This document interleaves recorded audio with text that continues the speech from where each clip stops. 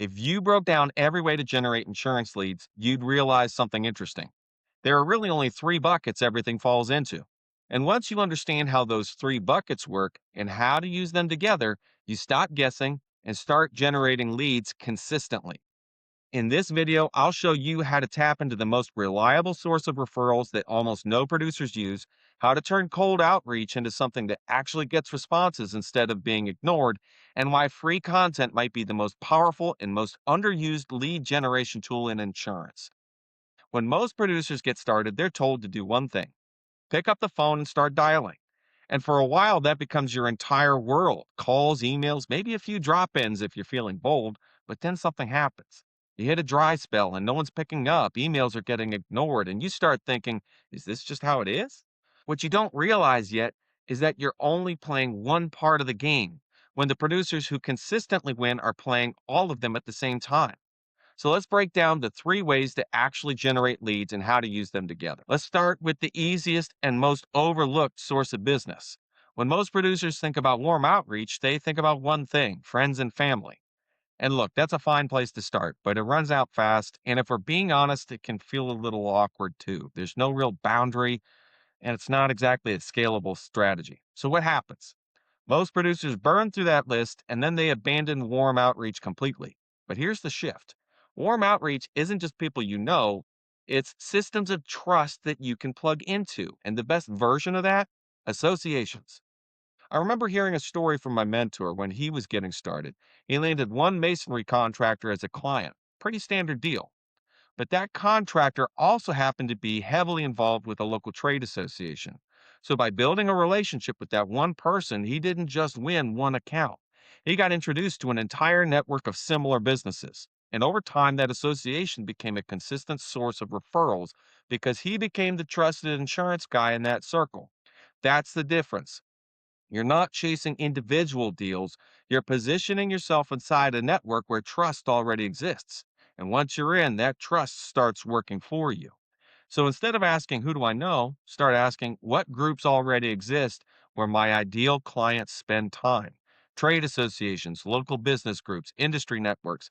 And your goal isn't to walk in and pitch everyone, it's to build one or two strong relationships inside that group and let that turn into something bigger over time. Now, this is where most producers live, whether they like it or not, because when you don't have a big network yet and you're not plugged into associations, cold outreach is how you survive. But here's where most people go wrong. They pick one lane. They say, I'm a cold caller, or I'll just send emails, or I'll do LinkedIn. And then they wonder why the results are inconsistent. Here's the reality: cold outreach works best as a combination, not a single tactic. There are really four ways to do it: cold calls, emails, social media outreach, and drop ins. And every prospect is a little bit different. Some people will never answer a call, but they'll respond to a well written email. Some people ignore emails, but if you show up in person, now you're real. And some industries matter a lot here too. If you're dealing with something like daycares or certain social service organizations, they don't really want you walking through the door. But contractors, farms, trades, a drop in can work really well. And this is where things start to click, because when you combine these methods, you stop being just another random name in their inbox. If you've already stopped by and then you follow up with a call or an email, you're not a stranger anymore. You're the person who took the time to show up. And that small shift can make a huge difference. So instead of relying on one method, think in layers. Maybe you stop by first, then you follow up with a call, then an email. Maybe you connect on social. Now you're showing up in multiple places, and that familiarity builds fast. That's when cold outreach actually starts to feel less cold. Now, this is the one almost nobody uses, and it might be the most powerful because if we're being honest, most producers avoid content. It feels like extra work, it's a little uncomfortable, and it's not something you see immediate results from on day one. So instead, people stay stuck doing everything one to one: call after call, email after email. But here's the shift: content turns cold outreach into warm conversations. Instead of reaching out and saying, hey, do you have a few minutes? You reach out and say, hey, I made this for you. And that changes everything. Because if you take the time to record a simple video explaining something your prospects actually care about, something that makes their life easier, clears something up, or helps them avoid making a mistake, now when they watch it, they're not just reading your name in an email. They're seeing your face. They're hearing how you think. They're starting to trust you before you ever get on a call. And when you follow up, you're not a stranger anymore. You're the person who already helped them.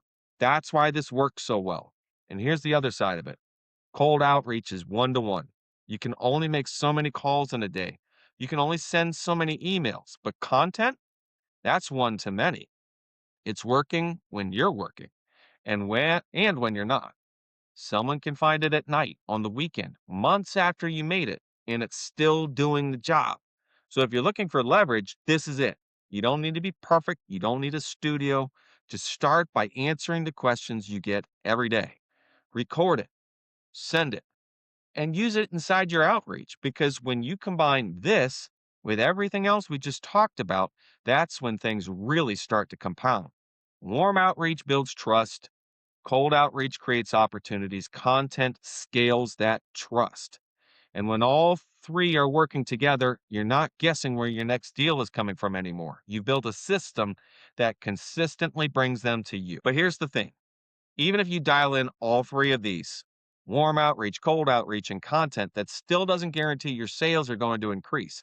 Because if your process on the back end isn't tight, if you're talking to the wrong people, if your qualification off, if your funnel has gaps in it, all you're doing is creating more opportunities that don't convert. That's what most producers don't realize. They think the answer is more activity, more calls, more meetings, more quotes. But all that does is multiply the inefficiencies.